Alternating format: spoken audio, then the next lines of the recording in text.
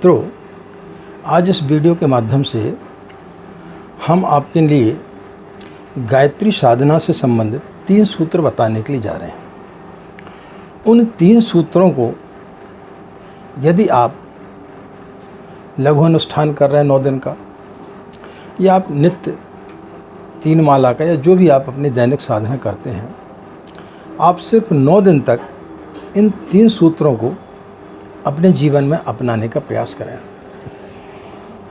उसके पश्चात आप देखेंगे कि गायत्री मंत्र आपको इतना ज़्यादा फलित होगा जिसकी आपने कभी कल्पना नहीं की होगी।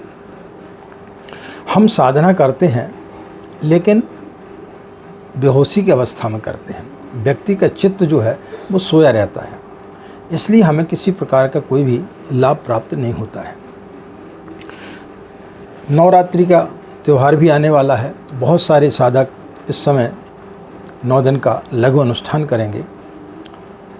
इन 3 सूत्रों को यदि वो अपने जीवन में अपना करके और उन 9 दिनों तक इन 3 सूत्रों को अपने जीवन में अपनाते हैं तो निश्चित रूप से अभी तक उन्होंने जितनी साधना की थी और इन 9 सूत्रों को 3 सूत्रों को यदि वो पूर्ण ईमानदारी के साथ में अपने जीवन में अपनाते हैं तो उनको उन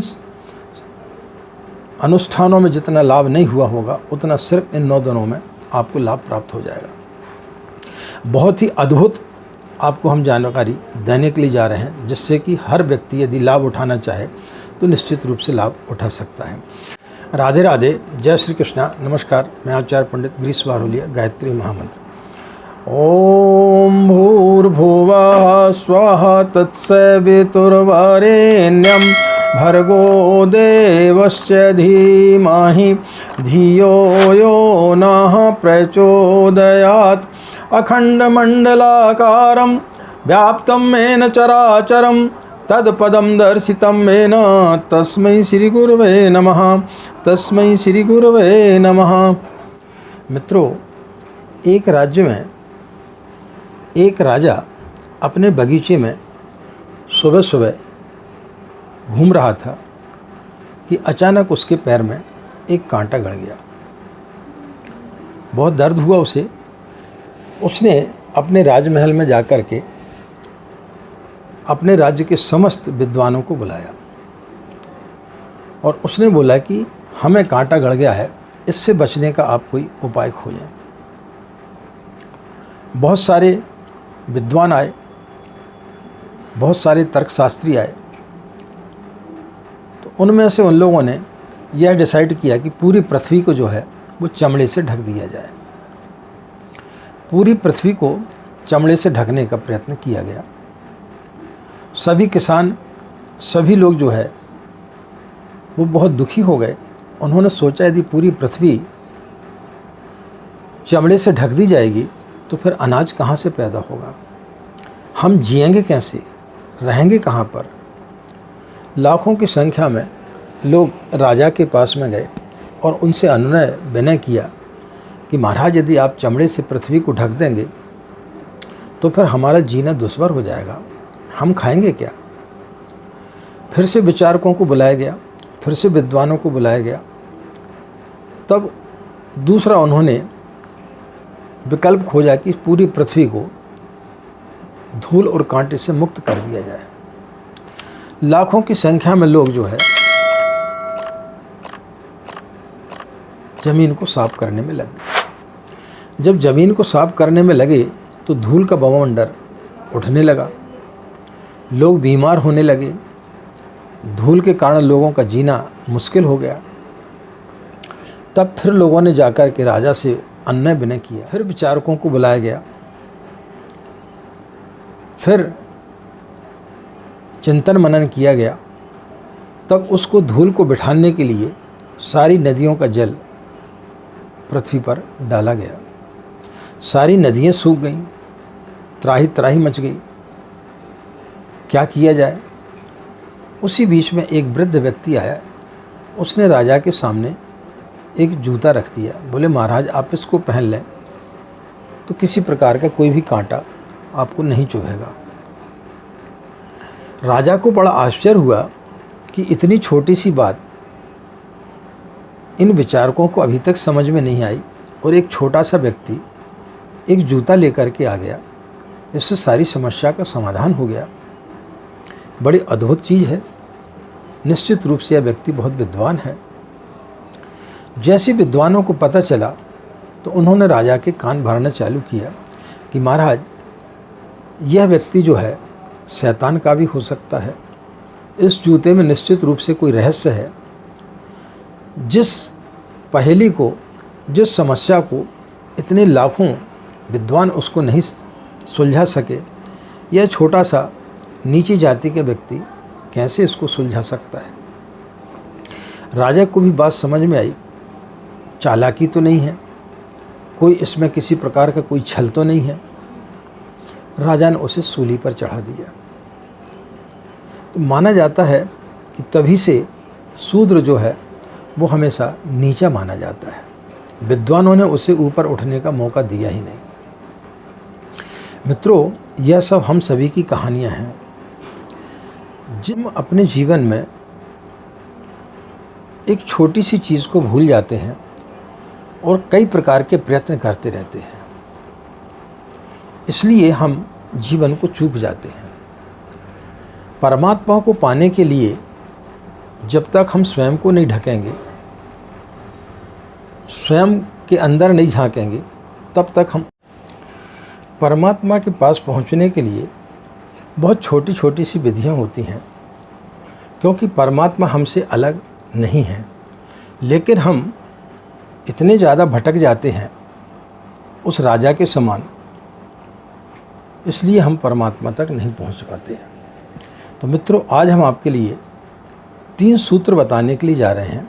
इन 3 सूत्रों को यदि आप अपने साधना काल में सिर्फ 9 दिन का आप प्रयोग करें, यदि आप लघु अनुष्ठान कर रहे हैं तो उसमें आप इसका प्रयोग करें, या आप नवरात्रि में गायत्री मंत्र का आप अनुष्ठान कर रहे हैं तो उस समय इस प्रयोग को करें, तो या फिर आप अपनी दैनिक साधना कर रहे हैं उसमें इन 3 सूत्रों को आप अपने जीवन में उतारेंगे तो निश्चित रूप से आपको गायत्री मंत्र फलित होगा।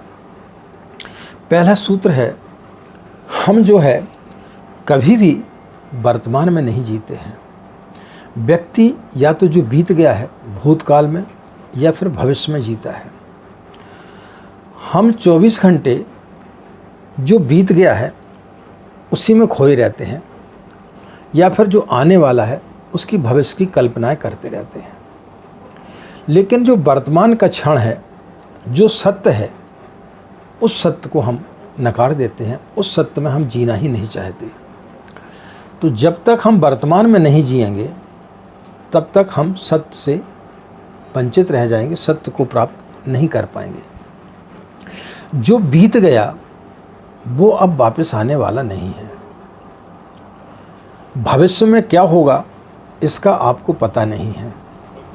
लेकिन दोनों स्थितियों में हम हमेशा या तो भविष्य की कल्पनाओं में जीते हैं या फिर भूतकाल में जीते हैं, और उन्हीं विषादों को लेकर के हम अपने जीवन में चलते रहते हैं।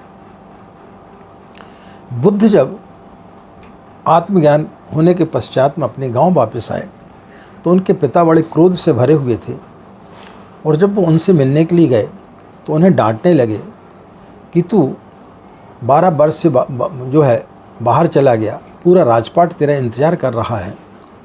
तो बुद्ध ने उन्हें यही बात कही कि जो गया था वो तो अब वापस आया ही नहीं है। आप 12 साल पहले जब मैं गया था उसी पर अभी भी खड़े हुए हैं। आप उसी बालक को देख रहे हैं जो 12 साल पहले गया था, लेकिन जो लौट के आया है अब वह व्यक्ति नहीं है, अब मैं वो नहीं हूँ। गंगा का पानी बहुत ज़्यादा बह चुका है। उनके पिता समझ पाए या नहीं समझ पाए, लेकिन यह हम सभी की परेशानी है। हम सभी का यह चित्त है कि हम पुरानी बातों को बांध करके बैठे रहते हैं और वहीं पर खड़े रहते हैं आज से 40 साल पहले, और भविष्य की कल्पनाओं में खोए रहते हैं। इसलिए हम उस सत्य से वंचित रह जाते हैं, क्योंकि सत्य जो है वो सिर्फ वर्तमान में है, वर्तमान के क्षण में है, क्योंकि वर्तमान ही सत्य है। जो हम समय जी रहे हैं वही सत्य है। जो चला गया वह सत्य नहीं है। अब जो आने वाला है वह भी सत्य नहीं है, लेकिन जो वर्तमान है वह सत्य है। एक व्यक्ति ट्रेन में सफ़र कर रहा था। एक बैग को लटकाए हुए एक युवक उसके पास आकर के खड़ा हुआ और उसने उस व्यक्ति से पूछा कि आपकी घड़ी में इस समय कितना बजा है। उस व्यक्ति ने उसको ऊपर से नीचे तक देखा और उसने बोला कि मैं तुम्हें क्यों बताऊं कि मेरी घड़ी में कितना बजा है। बोले, बड़ी आश्चर्य की बात है, आप क्यों नहीं बताना चाहते। बोले, मैं इसलिए नहीं कितना बजा है, मैं बोलूँगा कि 5 बज गया है। फिर आप बोलोगे कि मैं यहाँ बैठ सकता हूँ, चूँकि जगह खाली है तो मुझे नहीं चाहते हुए भी बोलना पड़ेगा कि बैठ जाओ। जब आप बैठ जाएंगे तो बातचीत का सिलसिला चालू होगा, और जब बातचीत का सिलसिला चालू होगा तो आप मुझे पूछेंगे कि आप कहाँ जा रहे हैं। मैं बोलूँगा जबलपुर जा रहा हूँ। आप बोलेंगे आप जबलपुर में किस जगह पर रहते हैं। मैं बोलूँगा कि मैं मिलोनीगंज में रहता हूँ। आप बोलेंगे कि मैं भी वहीं पर रहता हूँ। अब मुझे नहीं चाहते हुए भी आपको आमंत्रित करना पड़ेगा कि आप मेरे घर पे आइए।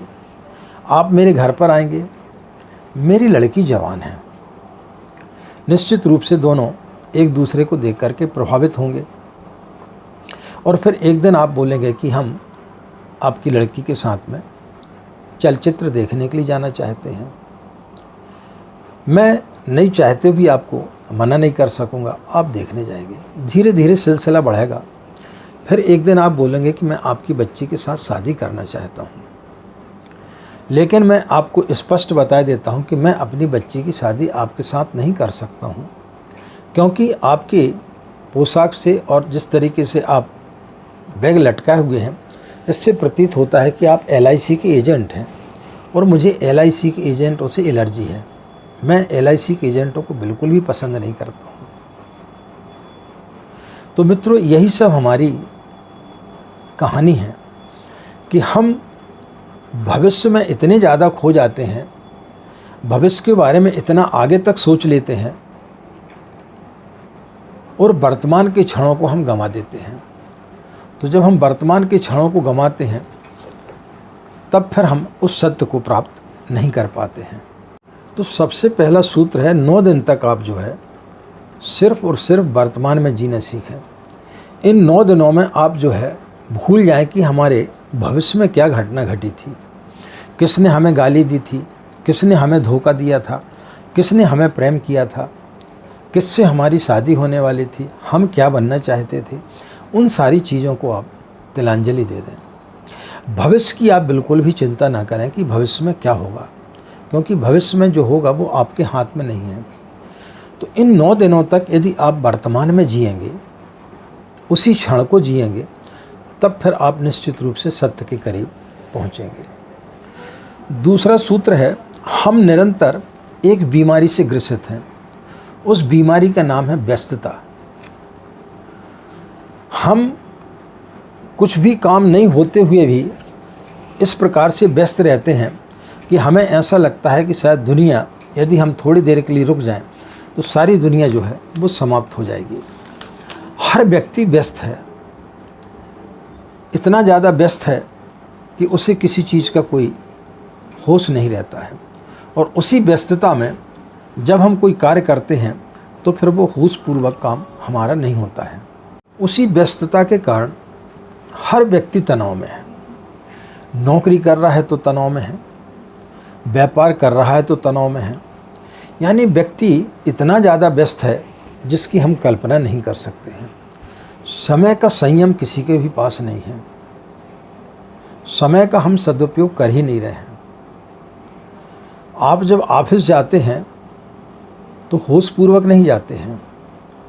आपने कभी देखा होगा, जब प्रातःकाल आप उसी रास्ते से जब घूमने के लिए जाते हैं, तब आपको पता चलता है यहाँ कितने वृक्ष हैं, यहाँ ये दुकान खुल गई, यहाँ पर ये मकान बन गया। लेकिन जब आप ऑफिस जाते हैं तब आपको वो सारी चीज़ें दिखाई नहीं देती, क्योंकि ऑफिस जब आप जाते तब आप होश में नहीं रहते हैं, आप बेहोशी में रहते हैं, आप तनाव में रहते हैं। तो इन 9 दिन जो है आप अपने तनाव से मुक्त हो जाएं। आप जो भी कार्य करें होशपूर्वक करें। कितने लोगों को हम नित्य देखते हैं जब वो हमें मैसेज डालते हैं कि आचार्य जी आपसे हमें बात करना है, और जो हम समय देते हैं वो उस समय पर कभी भी बात नहीं करते हैं। या तो 1 घंटे बाद बात करेंगे या 3 घंटे बाद बात करेंगे। यानी हर व्यक्ति यह समझता है कि दुनिया में सिर्फ मैं ही व्यस्त हूँ, बाकी सारे लोग निष्क्रिय हैं। और उसी के चक्कर में हम समय का सही सदुपयोग नहीं कर पाते हैं, हम होशपूर्वक नहीं जी पाते हैं। तो इन 9 दिनों में आप होशपूर्वक जिएं। आप अपने आप को एकदम विचारों से मुक्त कर दें, आप तनाव से रहित हो जाएं। इस प्रकार से जिएं कि आपके पास में कोई काम नहीं है। तो इन 9 दिनों तक साधना काल में आप अपने आप को एकदम काम से मुक्त कर देंगे, तो आप पाएंगे कि आपके पास में इतना ज़्यादा समय है कि आप उसका सदुपयोग कर ही नहीं पा रहे थे। आप सिर्फ तनाव में अपने आप को दौड़ा रहे थे। जब आप तनाव में होते हैं तो हर कार्य आपका उल्टा होता है। जो काम आपको 5 मिनट में हो सकता था, वह काम आप 5 घंटे में करते हैं। तो हम इतने ज़्यादा व्यस्त होते हैं। आप बड़े बड़े शहरों में जाएं, आप वहाँ पर लोगों से पूछेंगे भाई आप क्या कर रहे हैं? मीटिंग में जा रहा हूँ। इसके बाद क्या करोगे? मीटिंग में जाऊँगा। उसके बाद क्या करोगे? मीटिंग में जाऊँगा। यानी हर व्यक्ति दौड़ रहा है, हर व्यक्ति तनाव में है। तो इन 9 दिनों में आपको तनाव से मुक्त होना है और पूरे होशपूर्वक आपको रहना है कि हम अपने समय का कहाँ पर दुरुपयोग कर रहे हैं। और जब आपको पता चलेगा तो फिर आप समय का सही सदुपयोग कर पाएंगे। जिन लोगों ने सही समय का सदुपयोग किया वो महामानव बन गए। शंकराचार्य के 9 वर्ष की उम्र में उन्हें संन्यास का बोध हुआ था। तो 9 वर्ष की अवस्था में यदि किसी व्यक्ति को संन्यास का बोध होता है, जो कि 90 वर्ष की आयु में नहीं हो पाता, यानी 9 वर्ष की अवस्था में वो 90 वर्ष की आयु उन्होंने जी ली थी। और 33 वर्ष की आयु में वो शंकर के अवतार हो गए थे और उन्होंने 4 मठों की स्थापना कर दी थी। तो ऐसा जीवन व्यक्ति को जीना चाहिए। यदि उनके पास में समय नहीं होता, आप भी उतने व्यस्त रहते, लेकिन आप काम कुछ भी नहीं कर पाते हैं। पूज्य गुरुदेव ने अपने जीवन काल में 24 पुरुष चरण किए, इतने बड़े मिशन को खड़ा किया, सारे उपनिषदों का उन्होंने भाष्य किया, पुराणों का भाष्य किया। 3300 से ऊपर उन्होंने किताबें लिखी अपनी 80 साल की उम्र में, जो यदि व्यक्ति 800 साल की उम्र तक करता तो नहीं कर पाता। ये क्या हुआ? उन्होंने होशपूर्वक अपना काम किया। तो जिस दिन हम अपने आप को व्यस्तता से अलग कर लेंगे और होशपूर्वक जिएंगे तो निश्चित रूप से आपकी साधना सफल होगी। तो ये दूसरा सूत्र हुआ। तीसरा सूत्र है सचेत अवस्था। आपको जब भी आप साधना करते हैं आपको जागृत होना है। किस प्रकार से सचेत होना है? बिल्ली को आपने देखा, बिल्ली जब शिकार करती है चूहे का, तो वो इतनी ज़्यादा अलर्ट होती है, इतनी ज़्यादा सचेत होती है कि उस समय यदि कोई छोटा सा भी आहट हो जाती, छोटी सी आहट हो जाती है, कोई पंखा भी, पत्ता भी हिल जाता है तो उसको पता चल जाता है। तो ऐसा व्यक्ति को अपने जीवन में सचेत होना चाहिए। हम कभी प्रकृति से कोई चीज़ सीखते नहीं हैं। आपने कभी पशु पक्षियों को देखा? शेर जब शिकार करता है तो एकदम सचेत रहता है और उसके पश्चात छलांग लगा देता है। आपने देखा कोई पक्षी, कौवा भी यदि आपकी छत पर बैठा हुआ है, लेकिन जैसी आपकी आंख उठेगी वो उड़ जाता है, यानी वो इतना सचेत है। प्रकृति 24 घंटे सचेत है। एक मनुष्य ही है जो अचेतन अवस्था में रहता है, जो सचेत नहीं रहता है। तो जिस दिन हम सचेत हो जाएंगे उस दिन हम अपने जीवन को सही दिशा में ले जाएंगे और उस सत्य से हमारा परिचय हो पाएगा। एक गुरु अपने विद्यार्थियों को ऊपर चढ़ना सिखाता था। एक राजा का लड़का को उसने करीब 100 फीट ऊपर एक झाड़ पर चढ़ाया। जब वो उतरने लगा वो आराम से बैठा हुआ था, लेकिन जैसे ही वो करीब 4-5 फुट नीचे रह गया, जहाँ पर कि ये संभावना थी कि यदि वो गिर भी जाए तो किसी प्रकार की कोई भी हानि नहीं होगी, तो वो ज़ोर से चिल्लाया कि बेटा थोड़ा सचेत हो जाएं, धैर्य से उतरें, कहीं चोट ना लग जाए। उस राजा के लड़के को बड़ा आश्चर्य हुआ कि जब मैं 100 फुट ऊपर था तब इस व्यक्ति ने मुझे सचेत नहीं किया, और जब मैं बिल्कुल नीचे आ गया, यदि मैं गिरता भी तो मुझे किसी प्रकार की कोई भी हानि नहीं पहुंचती, कोई चोट नहीं लगती। या तो ये व्यक्ति पागल है, ये कुछ समझता नहीं है। तो उसने आकर के बोला कि जब मैं 100 फुट ऊपर था तब तो आपने मुझे हिदायत नहीं दी, जब मैं बिल्कुल नीचे आ गया तब आप मुझे बता। उसने बोला कि हर व्यक्ति जहाँ पर वो सोचता है कि खतरा नहीं है, वहीं से खतरा चालू होता है।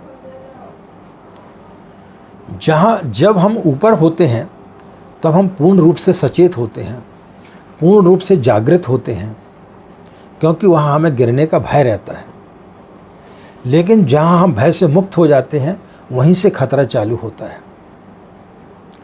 तो तीसरा सूत्र है, जब हम साधना करें तो अपने मन को पूरा सचेत रखें, और जिस दिन आप सचेत अवस्था में रहेंगे तब आप पाएंगे कि परमात्मा आपके निकट ही है। जब तक हम खोजते हैं तब तक परमात्मा नहीं मिलता है। एक युवक एक जंगल में गया, वहाँ देखकर एक सन्यासी वहाँ पर आराम कर रहा था। तो उस युवक सन्यासी ने उससे पूछा कि आप यहाँ आराम कर रहे हैं, क्या आप परमात्मा की खोज में नहीं निकले? बोले, उस सन्यासी ने बोला कि जब तक मैं परमात्मा को खोज रहा था तब तक वो मुझे नहीं मिला, और जैसे ही मैंने खोजना बंद किया तो मैंने पाया कि वो तो कहीं था ही नहीं, वो तो हमेशा मेरे पास था। तो हम जो है बाहर ईश्वर को खोजते रहते, कभी मंदिर में जाते, कभी मस्जिद में जाते, कभी गुरुद्वारा में जाते, कभी हिमालय पे जाते, कभी तीर्थ स्थान पे जाते हैं, लेकिन उस जगह पर नहीं खोजते जहाँ परमात्मा विराजमान है। परमात्मा हमारे काम में कभी व्यवधान उत्पन्न नहीं करता। हम परमात्मा के लिए हमारे अंदर आने के लिए जगह ही नहीं देते। इतनी सारी चीज़ों को हमने अंदर समा करके रखा है कि परमात्मा आना भी चाहे तो कैसे आएगा। तो जिस दिन हम उसे आने की जगह दे देंगे, जिस दिन हम अपने अंदर की जगह को खाली कर देंगे, परमात्मा आपके अंदर प्रवेश कर जाएगा। तो मित्रों, इन 9 दिनों में यदि आप इन 3 सूत्रों को अपनाते हैं, एक तो क्या है, पहला सूत्र आपको वर्तमान में जीना है। दूसरा सूत्र अपनी व्यस्तता को ख़त्म कर दें, आप ये भूल जाएं कि आप इतने ज़्यादा व्यस्त हैं। तीसरा, साधना काल में हमेशा सचेत रहें, तब फिर आपका मन जो है वो स्थिर हो जाएगा। तो इन 3 सूत्रों को यदि आप जीवन में अपनाते हुए साधना करते हैं तो ये दावे के साथ हम आपको बोलते हैं कि इसके पहले आपने जितनी भी साधना की होगी, जितने भी आपने अनुष्ठान किए होंगे, उनमें आपको कुछ मिला या नहीं मिला, लेकिन इन 3 सूत्रों को यदि आप अपने जीवन में अपना करके और यदि आप अनुष्ठान करते हैं या दैनिक साधना करते हैं तो आपको इतनी आशातीत सफलता प्राप्त होगी जिसकी आपने कभी कल्पना नहीं की होगी। तो मित्रों, ये नवरात्रि का पर्व आने वाला है, आप लघु अनुष्ठान करें 9 दिन का, और इन तीनों सूत्रों को आप अपनाएं। इन तीनों सूत्रों को आप जीवन में इसके बाद भी अपना सकते हैं। जो लोग दैनिक साधना कर रहे हैं वो भी 9 दिन के लिए अपना सकते हैं। आप सिर्फ 9 दिन करके देखें और फिर इसका आनंद लें, फिर वो आपके जो है दिनचर्या में आ जाएगा। आपको इतना आनंद आएगा कि फिर आप अपने दिनचर्या में उसको समाहित कर लेंगे। और जिस दिन व्यक्ति ने आज में जीना सीख लिया तो उसने निश्चित रूप से सत्य को प्राप्त कर लिया। तो सत्य को प्राप्त करने का, ईश्वर को प्राप्त करने का, मंत्र को सिद्ध करने के ये बहुत ही बेहतरीन 3 सूत्र हैं। इन्हें आप अपने साधना काल में जरूर अपनाएं। आशा मित्रों, यह जानकारी निश्चित रूप से आपको साधना के समय काफ़ी लाभप्रद होगी। इस नवरात्रि में निश्चित रूप से आपके लिए बहुत कुछ माँ गायत्री के द्वारा आपको प्राप्त होगा। इन्हीं कामनाओं के साथ में कि आपका दिन मंगलमय हो, आप लोग खुश रहें, मस्त रहें। माँ गायत्री की असीम कृपा इसी प्रकार आप लोगों पर बनी रहे। आज की बात समाप्त। हमें आज्ञा दें। नमस्कार। ओम शांति।